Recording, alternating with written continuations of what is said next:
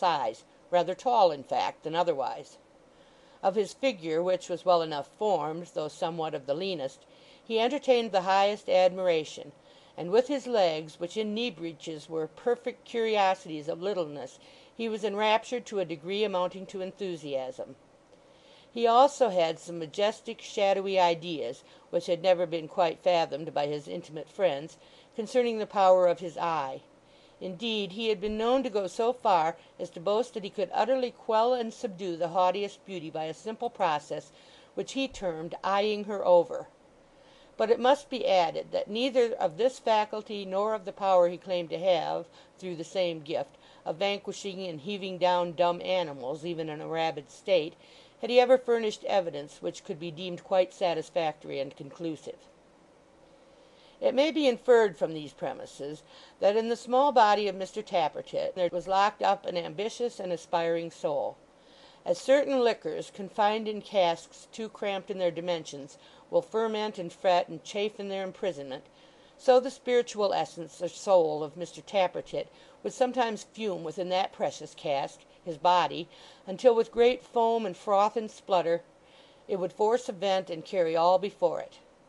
It was his custom to remark, in reference to any one of these occasions, that his soul had got into his head, and in this novel kind of intoxication many scrapes and mishaps befell him, which he had frequently concealed with no small difficulty from his worthy master. Sim Tappertit, among the other fancies upon which his before-mentioned soul was forever feasting and regaling itself, and which fancies, like the liver of Prometheus, grew as they were fed upon, had a mighty notion of his order, and had been heard by the servant-maid openly expressing his regret that the prentices no longer carried clubs wherewith to mace the citizens. That was his strong expression.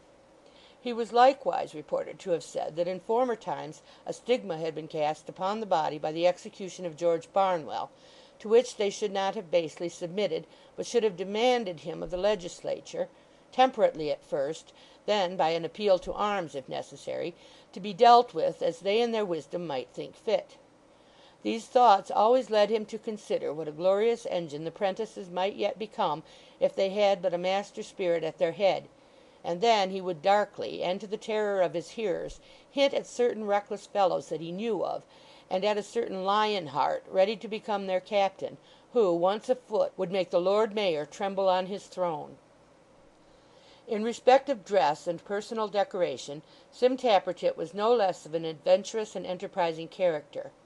He had been seen, beyond dispute, to pull off ruffles of the finest quality at the corner of the street on Sunday nights, and to put them carefully in his pocket before returning home. And it was quite notorious that on all great holiday occasions it was his habit to exchange his plain steel knee-buckles for a pair of glittering paste under cover of a friendly post, planted most conveniently in that same spot.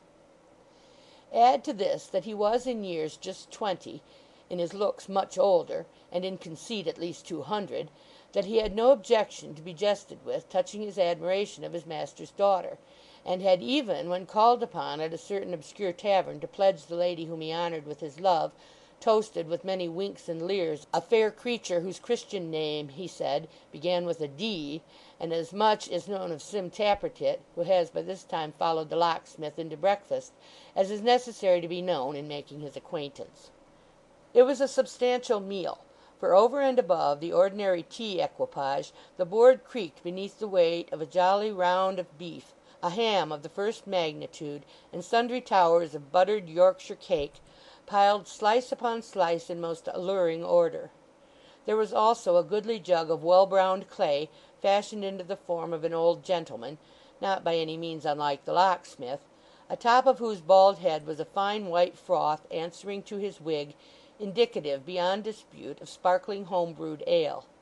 But better far than fair home-brewed or Yorkshire cake or ham or beef, or anything to eat or drink that earth or air or water can supply, there sat, presiding over all, the locksmith's rosy daughter, before whose dark eyes even beef grew insignificant, and malt became as nothing. Fathers should never kiss their daughters when young men are by. It's too much. There are bounds to human endurance. So thought Sim Tappertit when Gabriel drew those rosy lips to his, those lips within Sam's reach from day to day, and yet so far off. He had a respect for his master, but he wished the Yorkshire cake might choke him. "Father," said the locksmith's daughter, when this salute was over, and they took their seats at table, "what is this I hear about last night?" "All true, my dear, true as the gospel, Doll." "Young Mr. Chester robbed and lying wounded in the road when you came up?" "Ay, Mr. Edward, and beside him Barnaby, calling for help with all his might. It was well it happened as it did, for the road's a lonely one. The hour was late, and the night being cold, and poor Barnaby even less sensible than usual from surprise and fright, the young gentleman might have met his death in a very short time." "I dread to think of it!" cried his daughter with a shudder. "How did you know him?" "Know him?" returned the locksmith. "I didn't know him. How could I? I had never seen him, often as I had heard and spoken of him. I took him to Mrs. Rudge's, and she no sooner saw him than the truth came out." "Miss Emma, father, if this news should reach her, enlarged upon as it is sure to be, she will go distracted." "Why, look ye there again, how a man suffers for being good-natured," said the locksmith. "Miss Emma was with her uncle at the masquerade at Carlisle House, where she had gone, as the people at the Warren told me, sorely against her will. What does your blockhead father, when he and Mrs. Rudge have laid their heads together, but goes there when he ought to be abed, makes interest with his friend the doorkeeper, slips him on a mask and domino, and mixes with the maskers." "And like himself to do so!" cried the girl, putting her fair arm round his neck and giving him a most enthusiastic kiss. "Like himself," repeated Gabriel, affecting to grumble, but evidently delighted with the part he had taken, and with her praise. "Very like himself, so your mother said. However, he mingled with the crowd, and prettily worried and badgered he was, I warrant you, with people squeaking, 'Don't you know me?' and 'I've found you out,' and all that kind of nonsense in his ears. He might have wandered on till now, but in a little room there was a young lady who had taken off her mask, on account of the place being very warm, and was sitting there alone." "And that was she?" said his daughter hastily. "And that was she," replied the locksmith. "And I no sooner whispered to her what the matter was, as softly, Doll, and with nearly as much art as you could have used yourself, than she gives a kind of scream and faints away." "What did you do? What happened next?" asked his daughter.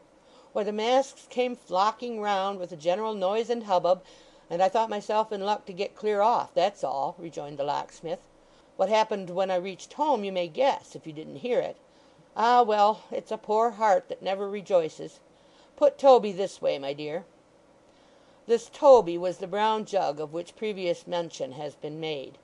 Applying his lips to the worthy old gentleman's benevolent forehead, the locksmith, who had all this time been ravaging among the eatables, kept them there so long, at the same time raising the vessel slowly in the air, that at length Toby stood on his head upon his nose, when he smacked his lips and set him on the table again with fond reluctance. Although Sim Tappertit had taken no share in this conversation, no part of it being addressed to him, he had not been wanting in such silent manifestations of astonishment as he deemed most compatible with the favourable display of his eyes. Regarding the pause which now ensued as a particularly advantageous opportunity for doing great execution with them upon the locksmith's daughter, who he had no doubt was looking at him in mute admiration, he began to screw and twist his face, and especially those features, into such extraordinary hideous and unparalleled contortions that Gabriel, who happened to look towards him, was stricken with amazement. "Why, what the devil's the matter with the lad?" cried the locksmith. "Is he choking?" "Who?" demanded Sim, with some disdain. "Who? Why, you," returned his master. "What do you mean by making those horrible faces over your breakfast?" "Faces are matters of taste, sir," said Mr. Tappertit, rather discomfited, not the less so because he saw the locksmith's daughter smiling. "Sim," rejoined Gabriel, laughing heartily, "don't be a fool, for I'd rather see you in your senses. These young fellows," he added, turning to his daughter, "are always committing some folly or another. There was a quarrel between Joe Willet and old John last night, though I can't say Joe was much in fault either. He'll be missing one of these mornings, and will have gone away upon some wild goose errand, seeking his fortune. Why, what's the matter, Doll? You are making faces now. The girls are as bad as the boys every bit." "It's the tea," said Dolly, turning alternately very red and very white, which is no doubt the effect of a slight scald. So very hot! Mr Tappertit